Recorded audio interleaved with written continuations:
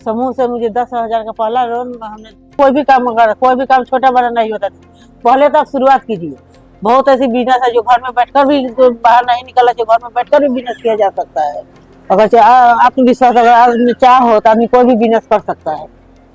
आज हम करेंगे एक खास बातचीत और जानेंगे आत्मनिर्भरता की वो प्रेरक कहानी जो कि जीविका के माध्यम से मिली। नमस्कार दोस्तों, मेरा नाम है शिल्पी और आप सभी का स्वागत है हमारे इस विशेष कार्यक्रम में। आज हम मिलेंगे मोतिहारी की एक ऐसी शख्सियत से जिन्होंने न सिर्फ अपने परिवार का नाम बढ़ाया बल्कि अपने जिले के साथ बिहार में अपना नाम रोशन किया। नमस्ते किरण दीदी, स्वागत है आपका हमारे इस विशेष कार्यक्रम में। किरण दीदी, मैं चाहूंगी कि आप हमारे दर्शकों को अपने बारे में कुछ बताएं। नमस्ते, मेरा नाम किरण देवी है। मैं मोतिहारी जिला के मुख्य निवासी हूँ और घर मेरा मधुबन है।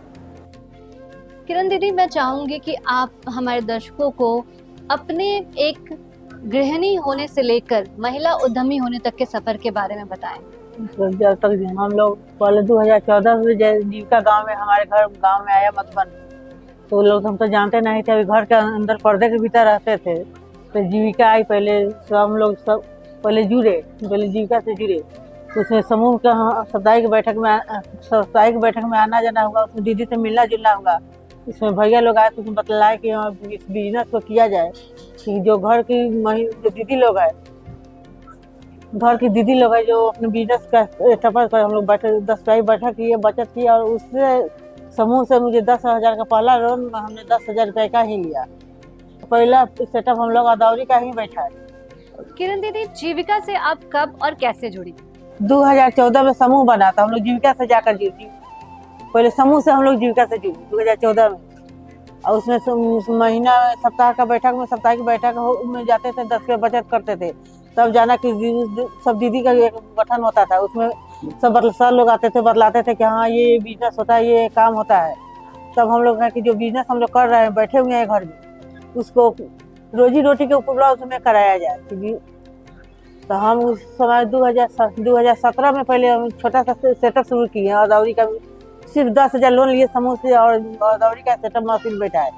और वो अदौरी पहले बनाए और अगल बगल का जो है दुकान में दिए। तो सर लोग को जानकारी हुआ तो उन्होंने 2019 में हमें सरस मेला का ऑफर दिया।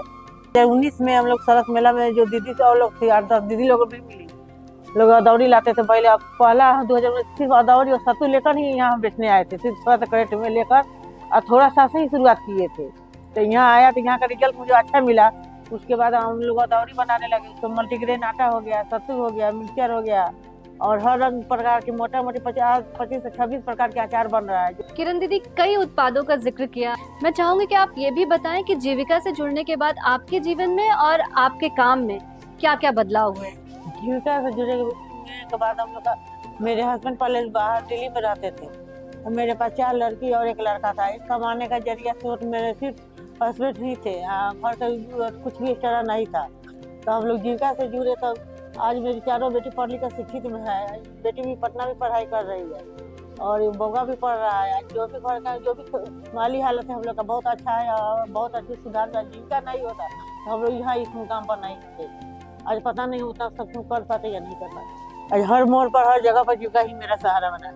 जैसा कि आपने बताया कि आप 2019 से सरस मेला में आ रही हैं, तो सरस मेला में आपका अनुभव अब तक कैसा रहा? अच्छा था। जो भी हम लोग का बनाते हैं वहाँ, जो भी माल हम लोग का बना, सारा माल हम लोग का सरस में घर का बना हुआ उत्पाद यहाँ लोग अच्छे से किनते हैं और डिमांड भी अच्छा रहता है और मार्केटिंग भी बहुत अच्छी तरह से होती है। बहुत खूब दीदी। मैं चाहूंगी कि आप हमारे दर्शकों को ये भी बताएं कि सरस मेला ने आपके उत्पाद को कैसे बढ़ावा दिया? जो सामान हम गांव में बनाते थे उसको एक मार्केटिंग पटना सरस एक मार्केटिंग मिल गया। जो मार्केटिंग में हम जो भी घर का बना हुआ सामान है वो अच्छी दाम में, अच्छी बिक्री में यहाँ हम लोग का बिक जाता है। और जो भी दीदी 8-10 दीदी लोग, उसका भी एक रोजगार बना हुआ है। हमसे मोटा मोटी 8-10 दीदी का रोजगार चलता है घर का। किरण दीदी, आप हमारे दर्शकों को बताएं कि एक गृहिणी से एक महिला उद्यमी बनने तक के सफर में किन किन चुनौतियों का सामना आपने किया?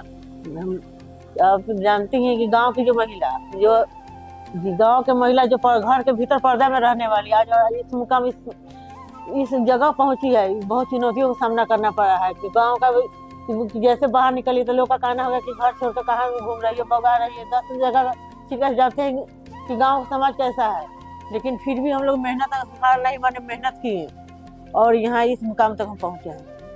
किरण दीदी, अन्य महिलाएं जो कि अभी भी पर्दे में बंद हैं और कुछ न कुछ उद्योग करना चाहती हैं, वैसी महिलाओं को आप एक महिला उद्यमी होने के नाते, एक रोल मॉडल होने के नाते क्या संदेश देना चाहेंगे? यही कहते हैं कि महिला के हजार कोई भी काम अगर कोई भी काम छोटा बड़ा नहीं होता, पहले तो आप शुरुआत कीजिए। शुरुआत करने में तो कठिनाइयाँ आएगी, लेकिन जैसे आप कदम बढ़ाइएगा, शुरुआत में कठिनाई आएगी, लेकिन जैसे जैसे शुरुआत कीजिएगा आपका हिम्मत बढ़ता चला जाएगा। हम चाहेंगे जो भी दीदी घर के अंदर बैठी है वो कुछ ना कुछ अपना आत्मनिर्भर करे, कुछ ना कुछ बिजनेस जरूर करे। बहुत ऐसी बिजनेस है जो घर में बैठकर भी, जो बाहर नहीं निकला, जो घर में बैठकर भी बिजनेस किया जा सकता है। अगर आत्मविश्वास, अगर आदमी चाह हो तो आदमी कोई भी बिजनेस कर सकता है। धन्यवाद किरण दीदी, आपने अपने अनुभव और विचार हमारे साथ साझा किए। आपकी कहानी न केवल प्रेरणादायक है, बल्कि बताती है कि अगर हिम्मत और प्रयास हो तो हर महिला अपनी एक नई पहचान बना सकती है। जीविका और सरस मेले जैसे मंच ने निश्चित रूप से हमारी महिलाओं को नए पंख दिए हैं, जिससे वो उड़ान भर रही है। धन्यवाद।